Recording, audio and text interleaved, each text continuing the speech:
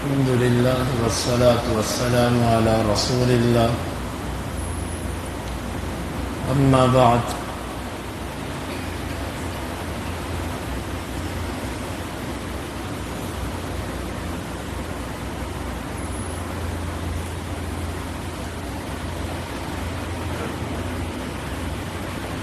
رسول اللہ صلی اللہ علیہ وسلم نے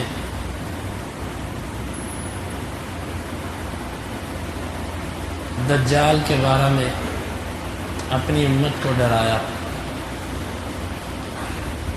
اتنا ڈرایا کہ صحابہ کرام کہتے ہیں کہ ہمیں ڈر پیدا ہو گیا کہ شاید ابھی ابھی دجال نکلنے والا ہے،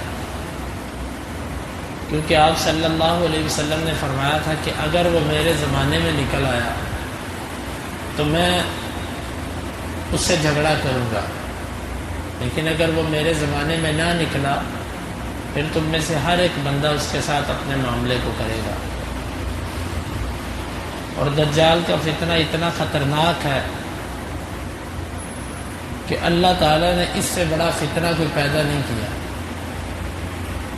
اور وہ فتنہ اتنا مشکل ہوگا، اتنا پریشان کن ہوگا، اللہ تعالیٰ اس کو ایسے اختیارات دے گا کہ ہماری قوم جو ہر چھو منتر کرنے والے کو ولی کامل سمجھتی ہے، سخت آزمائش کے اندر ہوگی۔ وہ آسمان سے کہے گا بارش برساؤ، زمین سے کہے گا چیزیں اگاؤ، یہ سب اس کے کہنے پہ ہوں گے۔ اللہ آزمائش کے طور پہ ایسا کرے گا، اور وہ پوری زمین پہ چکر لگائے گا۔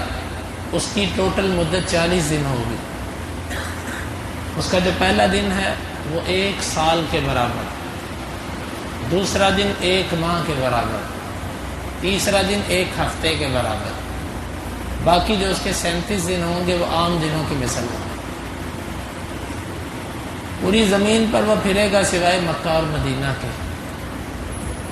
اس کے ساتھ ایک اس کی جنت ہوگی اور ایک جہنم ہوگی۔ جو جنت ہے اس کی حقیقت کے اندر وہ جہنم ہے، اور جس کو وہ جہنم کہتا ہوگا وہ حقیقت میں جنت ہے۔ وہ دکھائے گا لوگوں کو، اپنے ساتھ لے کر چلے گا۔ جو اس کی اطاعت کرے گا اس کو وہ جنت کی طرف کر دے گا، اور جو اس کی نافرمانی کرے گا اس کو وہ جہنم کی طرف کر دے گا، لیکن حقیقت میں برعکس ہوگا۔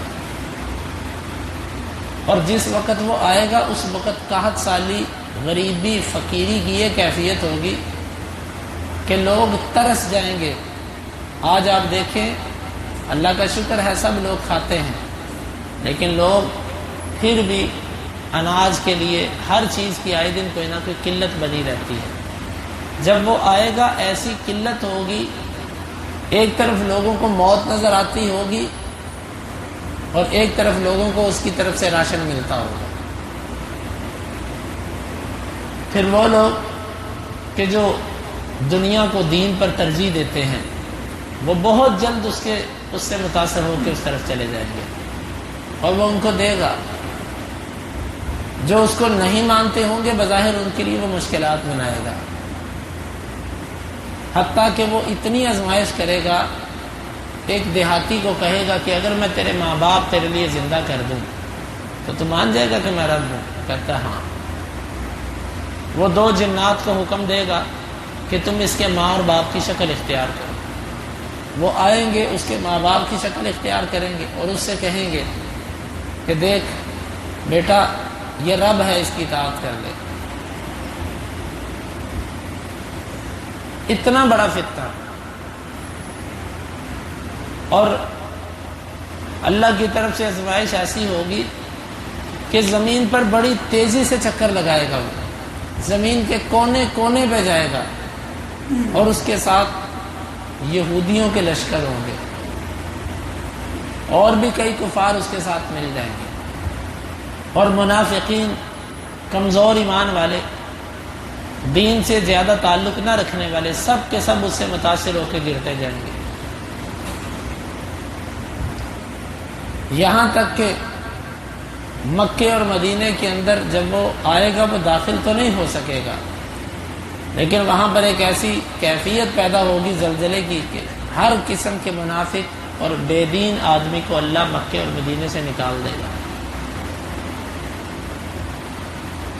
پھر اس کے سامنے اس کا مقابلہ ایک ایسے نوجوان سے ہوگا کہ جس کو وہ کہے گا کہ میں رب ہوں، وہ کہے گا کہ نہیں. وہ کہے گا کہ میں تیرے اگر 2 ٹکڑے کر دوں تو پھر بالآخر وہ اس کے 2 ٹکڑے کرے گا، اور اس طرح کرے گا کہ اس کے درمیان چکر لگائے گا. ایک ٹکڑا جسم کا یہ پڑا ہے کہ یہ پڑا، اس کے درمیان چکر لگائے گا. پھر اس کو اٹھا کے دوبارہ زندہ کر دے گا. اس کو کہے گا بتا اب میں تیرا رب ہوں کہ نہیں ہوں، تجھے مار کے میں نے زندہ کر دیا. یہ مومن اس کو کہے گا کہ مجھے تو یقین ہو گیا کہ تو دجال ہے. پھر اس کے بعد یہ ایسا نہیں کر سکے گا. یعنی یہاں سے ہمیں جو نقطہ سمجھ آتا ہے، خرق عادت، معمول سے ہٹ کے اگر کوئی بندہ ایسے کام کرے جو انسانی اختیارات میں نہ ہو تو اس سے اس کو رب یا ولی نہیں سمجھ لیا جاتا، وگرنہ تو دجال پھر نعوذ باللہ سب سے بڑا ولی بنے گا. تو پھر یہ جب یہ فساد پھیلاتا ہوگا، یہ سب کچھ کرتا ہوگا، اتنے میں عیسیٰ علیہ السلام آئیں گے. عیسیٰ علیہ السلام نزول فرمائیں گے، مہدی اس وقت موجود ہوں گے، اور عیسیٰ علیہ السلام شام کے علاقے میں اتریں گے، دمشق کے مینارہ بیضاء کے پاس. روایات 2 طرح کی ہے، فجر کے وقت یا عصر کے وقت. فجر کے وقت والی روایت زیادہ ہے، اور اس طرح اتریں گے کہ فرشتوں کے کندھوں پر انہوں نے ہاتھ رکھے ہوں گے، اور زرد رنگ کی چادر ان کے اوپر ہوگی، اور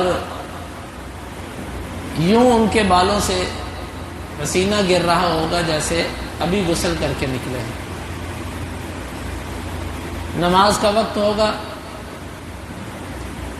مہدی ان سے کہیں گے کہ آپ نماز پڑھائیے. وہ کہیں گے کہ نہیں، اسی امت کے کسی فرد کو آگے کرو. اس امت کے اعزاز کی خاطر وہ مصلی پر نہیں آئیں گے. ان کی ابتدا میں نماز پڑھنے کے بعد وہ نکلیں گے، دجال کو تلاش کریں گے. پھر دجال کو جا پکڑیں گے وہ باب لد، فلسطین کے اندر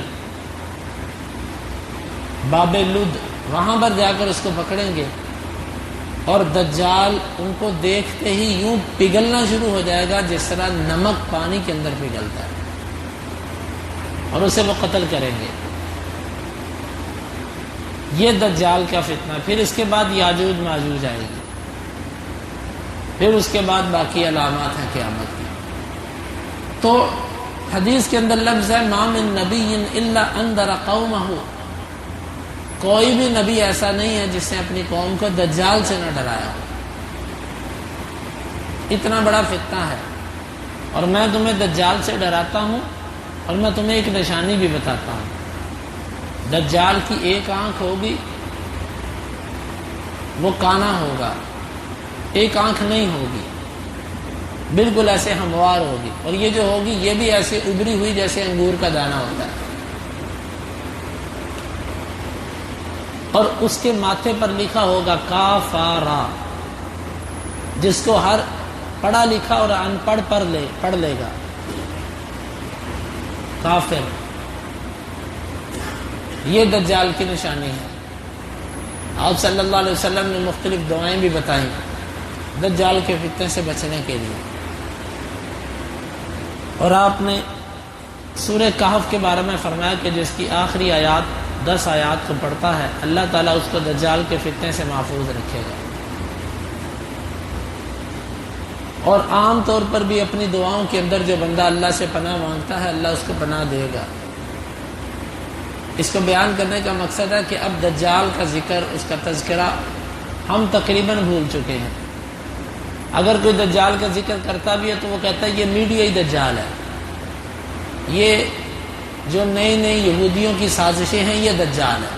دیکھیں دجال ایک حقیقت ہے، وہ ایک شخص ہے، وہ نکلے گا. یہ مختصر سا اس کا میں نے آپ کو حدیث کی کتابوں میں جو تذکرہ ملتا ہے اس کا بیان کیا.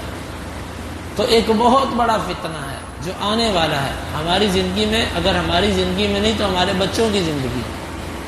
ہمیں اپنے لیے، اپنی اولادوں کے لیے اللہ سے خاص دعا مانگنی چاہیے کہ یا اللہ جب وہ فتنہ آئے میری زندگی میں ہو یا میری اولادوں کی زندگی میں، تو اللہ ہمیں ایمان کی حالت پر رکھیں، ہم اس کا شکار نہ ہوں.